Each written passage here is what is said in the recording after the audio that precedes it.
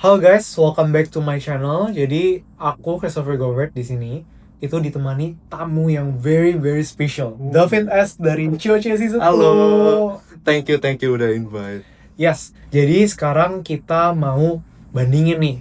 By the way, gue jurusannya itu Applied Physics di NTU Singapore dan Kalau WS. aku Material Science di U of T. Yes, jadi kita bakal compare NTU versus U of T. Dan gue udah compile pertanyaan-pertanyaan yang menurut gue menarik. Jadi mari kita masuk ke pertanyaan pertama. Oke, topik pertama yang menurut gue cukup seru nih, soal pilih matkul mata kuliah. Jadi kalau misalnya di NTU itu dia sistemnya itu pakai namanya STARS. Jadi STARS itu singkatannya apa? Gue lupa. Cuman biasanya kalau misalnya kayak pilih matkul gitu, dia istilahnya itu pakai Star Wars. Jadi kayak that movie. Star Wars. Yes. Okay. Kenapa disebutnya itu Star Wars? Habisnya kita nanti bakal di-allocate waktunya masing-masing, itu tergantung jurusan, tergantung tahun, itu beda-beda. Nanti udah ada kayak waktunya itu, kita harus first come first serve. Jadi kita udah siapin jadwalnya itu yang mau yang mana, kita harus cepet-cepet klik. Okay. Nah, biasanya ini itu repot banget karena dia langsung membludak di satu saat itu kan, dia bakal servernya error. Tiap kali itu gue kayak udah klik, dia langsung buffer, langsung error, udah nggak bisa jalan. Tapi kok ceritanya kayak relate gitu ya? Soalnya di U of T sistemnya sama persis. Oh really? Sama persis. Jadi ya kalau misalnya di NTU mungkin namanya Stars, kalau kita di sini namanya Acorn. Sebenarnya sistemnya sama persis, kayak kita masukin ke kayak check out ini loh, kayak all shop. Iya. Jadi kayak kita masukin course-nya ke enrollment card. Terus kayak misalnya kita udah milih kayak kalau di sini ya satu semester paling ngambil 5 atau 6 course. Terus ya udah kalau misalnya kita maksudnya di waktunya udah disuruh milih, ya udah kita kayak tinggal tekan-tekan doang. Tapi kayak sama persis kayak bisa nge-lag gitu sih. Tadi menarik banget nih poin soal course. Lu tadi satu semester biasa berapa course? Nah, beda-beda nih. Kalau misalnya Department of Arts, maksudnya Faculty of Arts and Science itu standarnya 5. Tapi kalau engineering 6. Nah, jadi tergantung kalau misalnya kita merasa cukup kuat, ngambilnya 6 aja sih. Lu biasa ngambilnya berapa? Berapa nih? Sebenarnya ya udah biasanya 5. Tapi kayak ada satu semester aku pengen coba 6 supaya di tahun terakhir ngambilnya lebih santai kan. Nah, itu strategi sih. Tapi tergantung kalau misalnya kalian pengen ngambil course-nya lebih banyak, lebih pengen belajarnya lebih banyak, ya ngambil banyakin aja sih. Kalau NTU gimana? Kalau misalnya NTU, dia itu normalnya kira-kira 6 sampai 8 courses. Nah, Oke. walaupun kayak kedengarnya, oh berarti NTU lebih sibuk dari U of T ya, kayak gue berani jamin bilang enggak.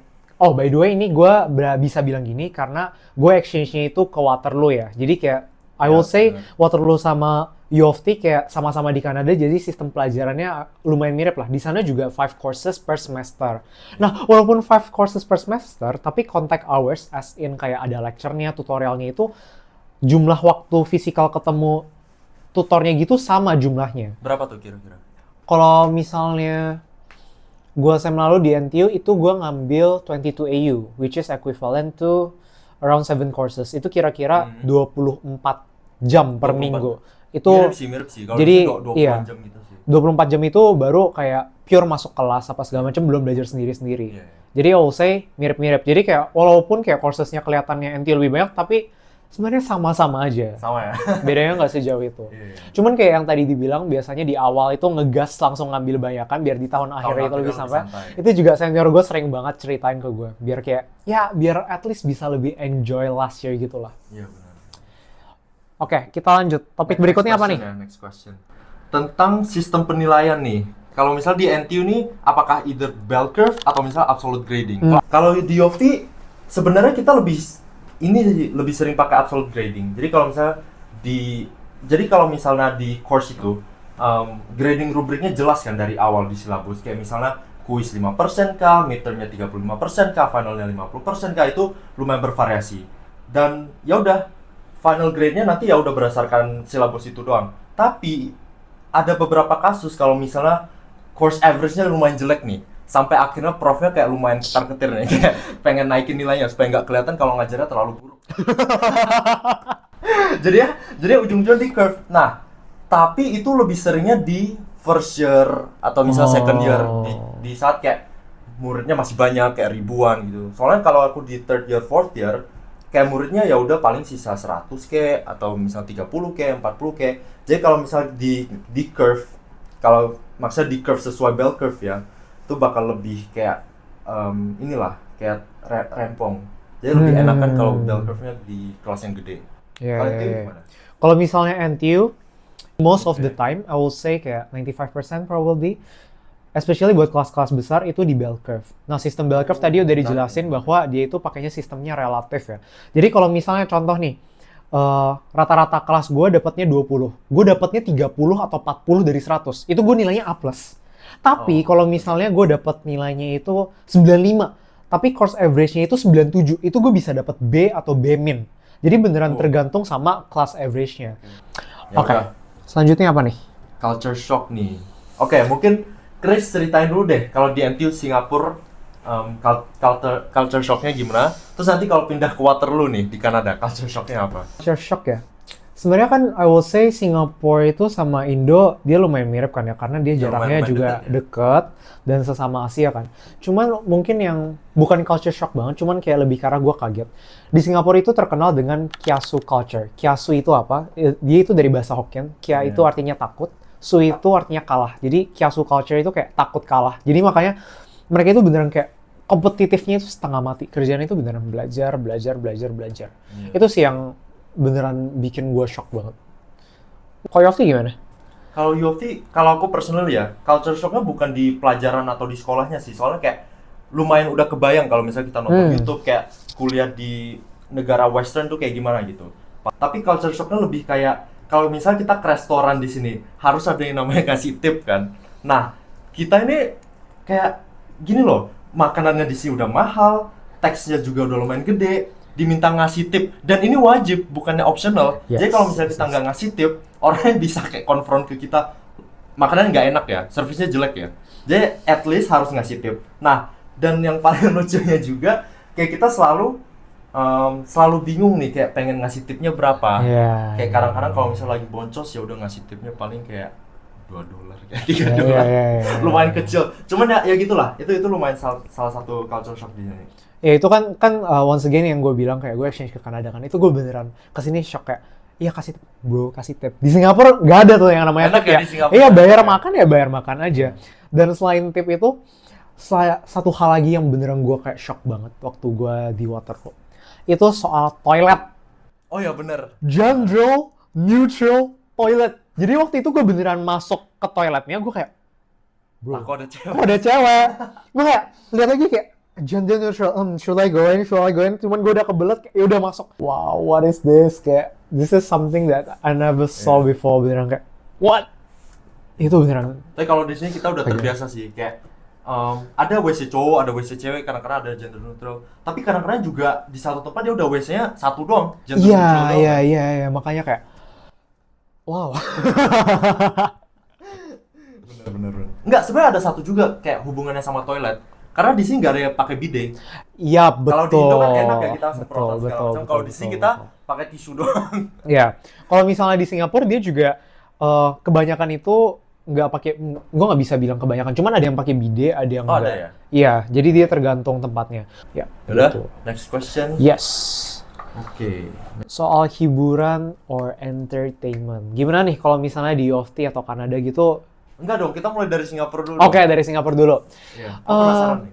Kebetulan ya, NTU itu bisa dibilang bukan bagian di Singapura. Kayak biasa itu kita itu kayak ngejekin, kayak ngata-ngatain NTU itu as in Pulau NTU. Oke. Kenapa pulau? Karena dia beneran terpisah begitu dari Singapura. Ini kalau misal kalian lihat mapnya ya, itu beneran Singapura itu kiri, beneran di kiri ada satu stasiun namanya Boon Lay, itu beneran kalau mau ke kota itu 1 jam. Dan konteks, 1 jam di Singapura itu termasuk lama karena Singapura itu kecil. Jadi Iya beneran sih, kalau iya, misalnya benar, mau benar. kayak entertainment, mau kemana-mana itu dia jauh. Makanya kayak gue itu jarang banget kayak keluar gitu. Biasanya ya gue main di NTU aja. Keluar itu biasa ya cuma Sabtu atau Minggu. Minggu ya buat ke gereja. Udah gereja ya paling nongki apa segala macam pulang. Beneran kayak hiburan itu beneran terbatas. Dan kalau misalnya contoh misalnya mau jalan-jalan, ya tempatnya itu doang. Gardens by the Bay, Marina Bay Sands, ya cuman itu aja, beneran kayak ya udah terbatas banget.